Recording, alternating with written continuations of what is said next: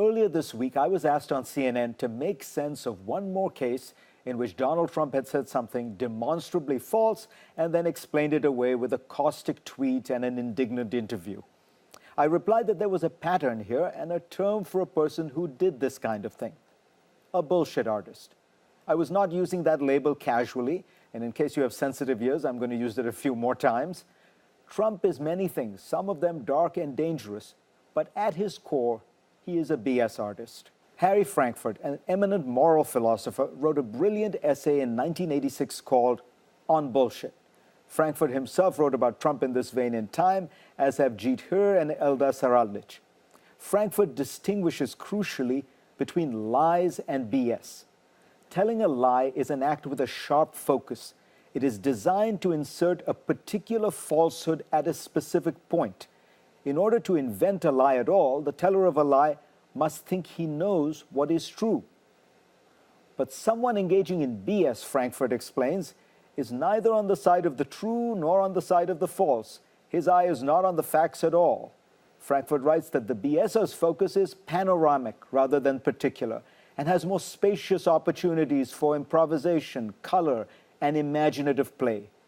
This is less a matter of craft than of art, hence the familiar notion of the bullshit artist, he writes. This has been Donald Trump's mode all his life. He boasts and boasts and boasts about his business, his buildings, his books, his wives. Much of it is a concoction of hyperbole and falsehood. And when he's found out, he's like that guy we have all met making wild claims at the bar, who, when confronted with the truth, quickly responds, "I knew that."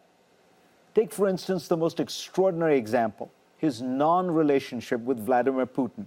In May 2014, addressing the National Press Club, here's what Trump said.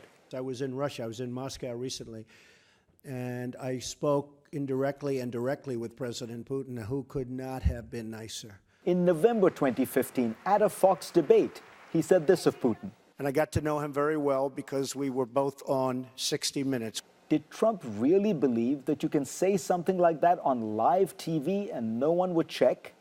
Did he think that no one would notice that the 60 Minutes show consisted of two separate pre-recorded interviews with Putin in Moscow and Trump in New York? By that logic, I have gotten to know Franklin Roosevelt very well because I've run some clips of him on my television show. In fact, it was just BS.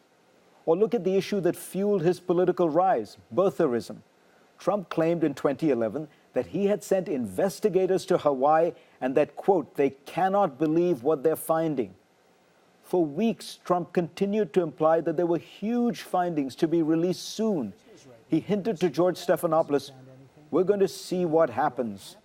That was 5 years ago, in April 2011. Nothing happened. In fact, it appears highly unlikely that Trump ever even sent any investigators to Hawaii in the first place. In 2011, Salon asked Trump's spokesman, Michael Cohen, for any details about the investigators. Cohen explained that it was all very secret, naturally. Trump has said the same about his plans to defeat ISIS, which he can't reveal. He's boasted that he has a strategy to win solidly Democratic states this fall, but he won't reveal which ones. Even by Trump's standards, that one is a head-scratcher. Won't we notice when he campaigns in those states? Or will it be so secret that even the voters won't be told? Of course, it's really all just BS. Harry Frankfurt concludes that liars and truth-tellers are both acutely aware of facts and truth. The BS artist, however, has lost all connection with reality. By virtue of this, Frankfurt writes, bullshit is a greater enemy of truth than lies are. We see the consequences. As the crazy talk continues, standard rules of fact, truth, and reality have disappeared in this campaign. Donald Trump has piled such vast quantities of his trademark product into the political arena that the stench is now overwhelming and unbearable. For more, go to cnn.com/Fareed and read my Washington Post column this week.